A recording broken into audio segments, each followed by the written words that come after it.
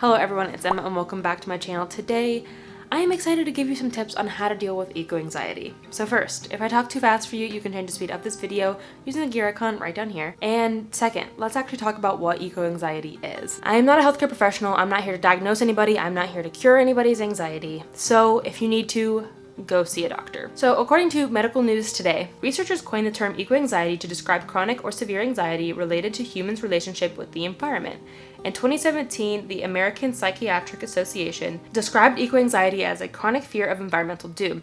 Now, eco-anxiety is not actually listed as one of the diagnosable conditions, but mental health professionals have been starting to use this term throughout their field, so though it's not necessarily an official diagnosis of eco-anxiety, it's like a subcategory of anxiety. And it's also a subcategory of eco-psychology, a branch that deals with people's psychological relationships with nature and how it impacts our identity, well-being, and health. I think that's really cool. Eco-anxiety is pretty much having anxiety about what's to come for the future of the planet, the climate, and the people. And that can look like different things. It can look like actually having anxiety attacks or worry or just general fear about what's to come.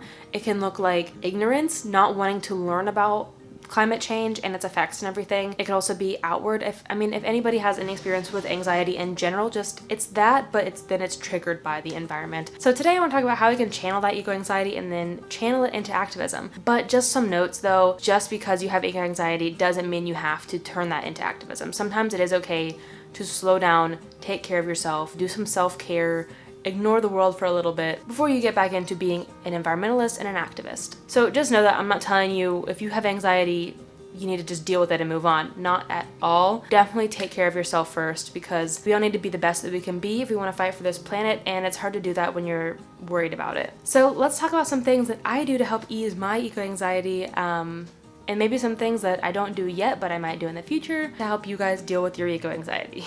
If you're like me, you hear any bad news about the planet and instantly panic. Sharks are becoming extinct, or lake meat is about to dry up. Forest fires are worse than ever. I'm not gonna get into any of that here, that's what my other videos are for, is for causing the eco-anxiety, and then you come here when you need some relief.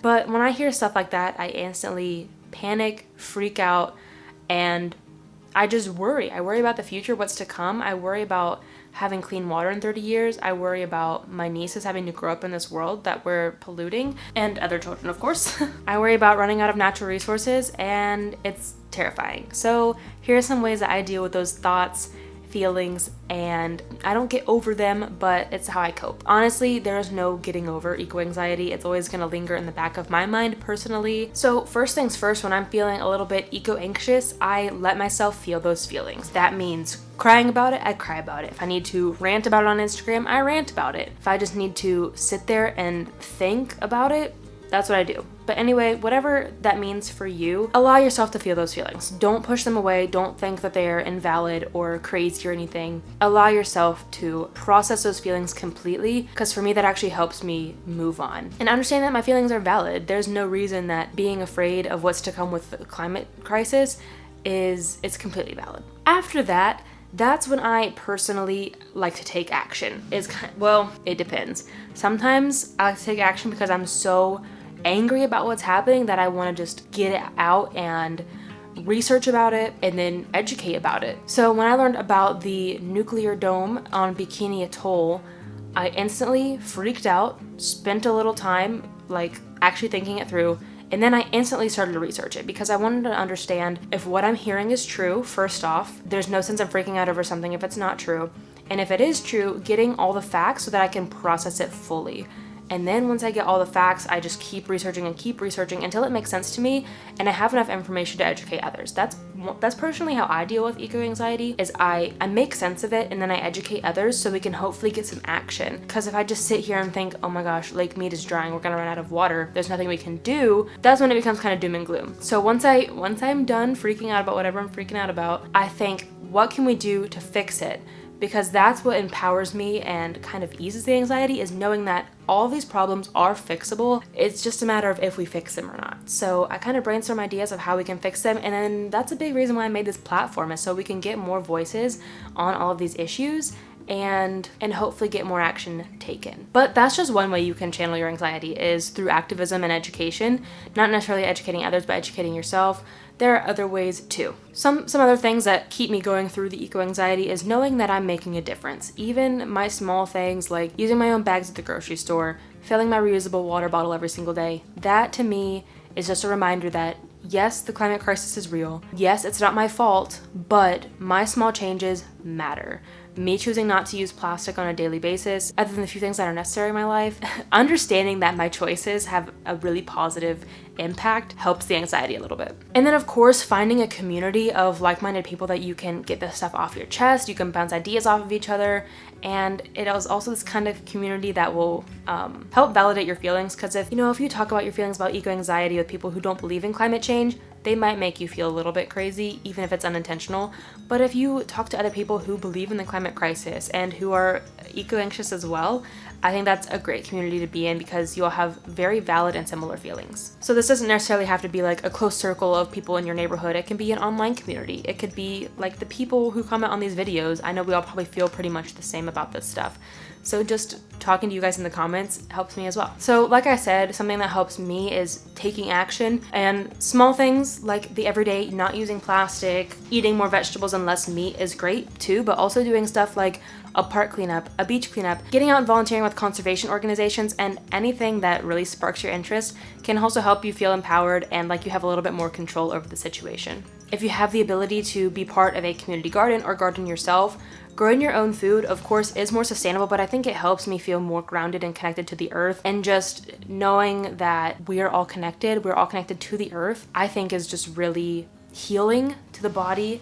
Of course, like eating stuff that you grew yourself is really healing, of course, and so rewarding, but also, I don't know, it might sound a little bit weird, but I think it helps me, it helps me remember that we're connected to the planet, that what we're doing matters. Okay, so this next one, I do not mean this the wrong way. Just a disclaimer, I have had someone tell me before, just be happier. That's not how it works. So if you have the ability, try to think positively. Obviously, it doesn't help in every situation.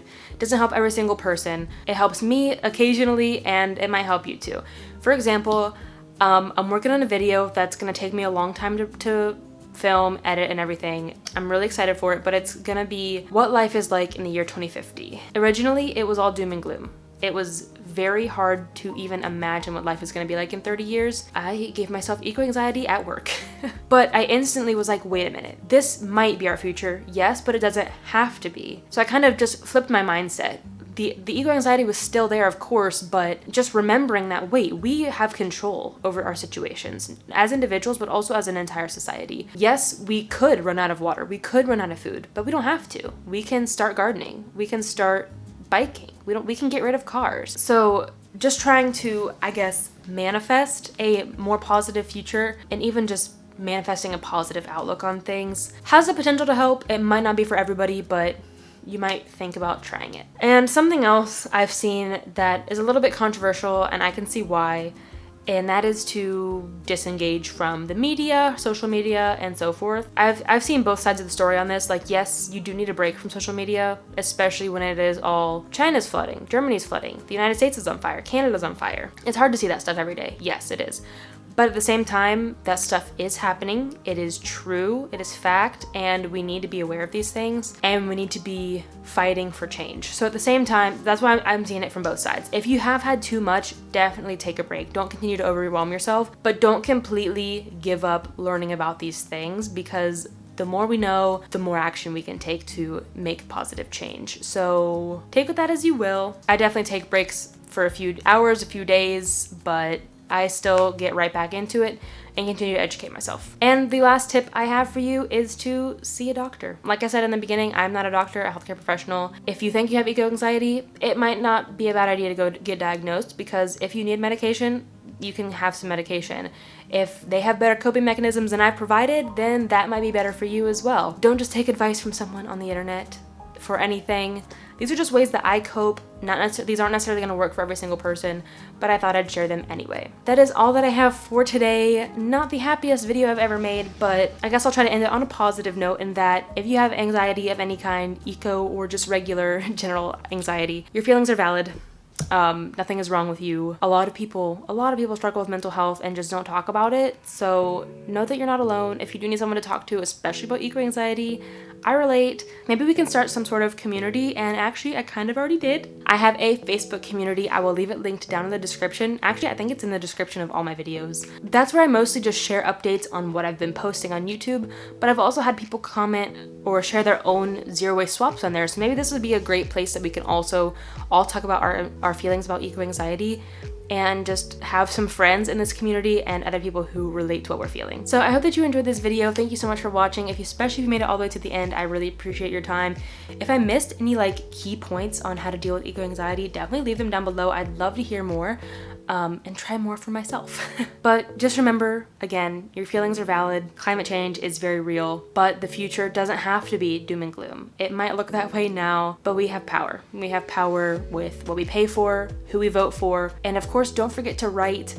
I'm gonna be making a video soon about how to write effective letters to your leadership, government, politicians, and businesses as well to try to make positive change, because we need some positive change. I hope that you found this video helpful. If you did, don't forget to give it a thumbs up. And if you're new here, don't forget to hit subscribe.